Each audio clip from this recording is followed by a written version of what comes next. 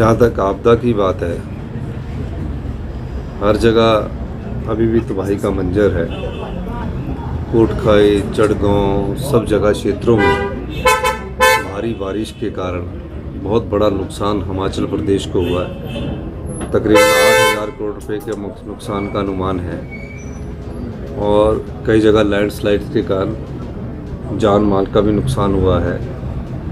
मैंने पहले भी कहा था कि पूरे प्री मानसून में हमारा इतना ज़्यादा नुकसान हो चुका, अब तो मानसून पीक पर है और हम सरकार से आग्रह कर रहे हैं कि हमें अंतरिम राशि की पहली किस्त जल्दी मिल जाएगी केंद्र सरकार से, और ये इस आशा के साथ कि हमें अंतरिम राशि तुरंत मिले।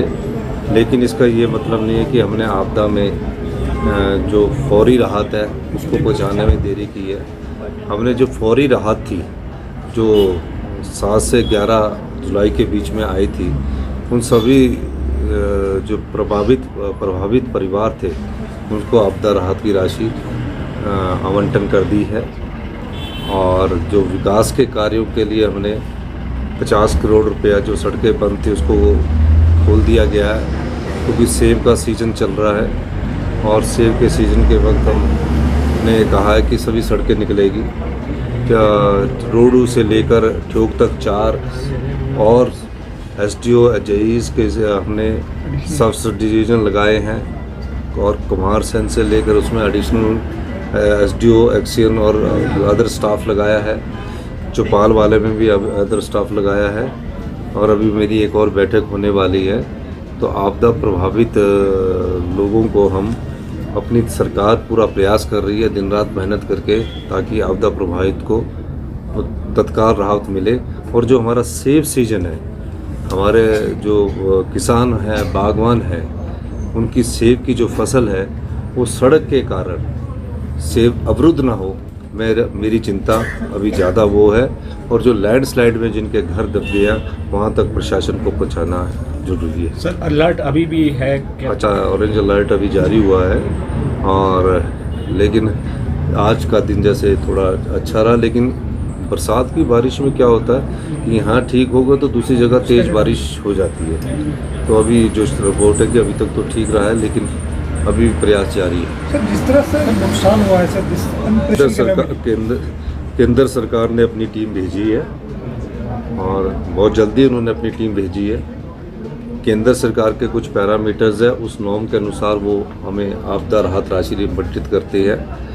पिछले दिनों जो मेरी अमित शाह जी से बात हुई थी तो उन्होंने हमारी जो डिजास्टर मैनेजमेंट की दिसंबर की किस्त थी, अगर दिसंबर में आपदा थी तो दिसंबर में हमें आपदा राशि नहीं मिलेगी, उस किस्त को एडवांस कर दिया 180 करोड़ का, और जुलाई की हमारी किस्त पहले ही आनी थी। तो वो हमारी बजट का आवंटन है, उसमें हम ही नहीं है, सभी राज्य होते हैं। मैं देख रहा हूँ कि कई प्रकार की स्टेटमेंट दे रहे हैं, वो तो हमारी आवंटित राशि है। जो आपदा के संबंधित हमें अंतरिम राहत मिलनी है और फिर पूरी राहत मिलनी है, वो तो केंद्रीय कमेटी जाकर देगी। पर हमने अपने बजट में कुछ कट करके आपदा राहत पीड़ितों को हम राहत पहुँचाने की कोशिश कर रहे हैं और इस दृष्टिकोण से हम काम कर रहे हैं। लेकिन सर, विपक्ष आपदा परिवारों को संतुष्टि देनी है, और मुझे खुशी इस बात की है कि जब से आपदा आई है, एक समय शिमला में बर्फ़ पड़ी थी और हम विधायक होते थे, उस समय भी पानी की बोतल 50 रुपए की कहा कि 200 रुपए की बिकती थी। लेकिन आपने भी प्रेस के बंधु है, कहीं ये नहीं देखा होगा छुटपुट घटनाओं को छोड़कर कि किसी ने ये बोला कि हमारे पर लूट मची है। आपदा प्रभावित परिवारों में आप जाकर ये कर सकते हैं, कुछ एक अगर कहीं रह गए होंगे, प्रशासन की नज़र में नहीं आएंगे, सभी आपदा प्रभावितों को 5,000 रुपये राहत राशि मिलती थी। वो भी पटवारी के तो वो बनता था, पटवारी उस करता था।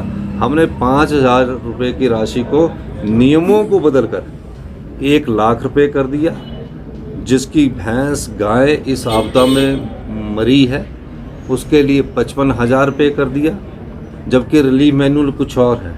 और अगर भेड़ बकरी वाला कोई बचा है उसको हमने बढ़ाकर 6,000 रुपये कर दिए, यानी कि भेड़ की पूरी कीमत कर दी। ये पार्शल डैमेज मकानों को 1 लाख किया है। जो डैमेज मकान है उसका हम असेसमेंट कर रहे हैं। उन परिवारों को जिनका मकान बह गया है उनको भी हमारी राहत देगी। मैं सिर्फ विपक्ष को ये कहना चाहता हूँ कि इस समय हम सबको इस मुसीबत की घड़ी में इकट्ठा होकर काम करना है। ठीक है, आप पिछले कुछ दिनों से राजनीतिक सीख रहे हैं, टीवी में आना चाहते हैं, अगर अखबारों में आना चाहते हैं, आरोप लगाना चाहते तो लगाइए, लेकिन मेरा मानना है कि मैं इस समय इनकी बात को कुछ नहीं कहना चाहता। मैं इस सब बातों के लिए जब आपदा से हमें छुट्टी मिलेगी, प्रभावित परिवारों को हमको राहत पहुंच जाएगी, तब हम विधानसभा सत्र में इनकी एक एक बात का जवाब एक देंगे। महत्वपूर्ण और घटनाक्रम है। तो अगर तालमेल ना होता तो पूरी रात 2 दिन में 1 लाख रुपए ना पहुंचती। उनके समय तो 7 मुख्य सचिव बदले गए हैं। अपने गृह में झांकिए, अपने सरकार के कार्यकाल में झांकिए। हम अधिकारियों के साथ बिल्कुल तालमेल है। जो अधिकारी हमारे साथ कंधा से कंधा मिलाकर और जो पुलिस के कर्मचारी हमारे से कंधा मिलाकर रात दिन इस आपदा प्रभावी से निकालने की कोशिश कर रहे हैं। अब जयराम जी को लग रहा है कि इनको डिमोरलाइज किया जाए क्योंकि केंद्र में वो सोच रहे हैं हमारी सरकार है। तो इस प्रकार के ध्यान पूर्व मुख्यमंत्री को नहीं देखने चाहिए, उन्हें अपने गृह भान में भी झांकना चाहिए। सिंह ने बयान दिया दिल्ली में, अभी NSG की टीम की ये हमारी पुलिस ने वो किया, लेकिन ऐसी कोई बड़ी बात की बात नहीं है। लेकिन एक जब NSG टीम आती है तो एक इकट्ठा करती है, उसके आधार पर वो देखती है कि कहीं कोई ऐसा स्कोप तो नहीं है कि कुछ मिसक्रिएंट्स हो उसमें। तो उस प्रकार की घटना को मेरी सरकार भी जानने का प्रयास कर रही है, पर ऐसी कोई बात अभी तक हमारे पास जब रिपोर्ट आएगी तभी हम बता सकते हैं। बहुत बहुत धन्यवाद।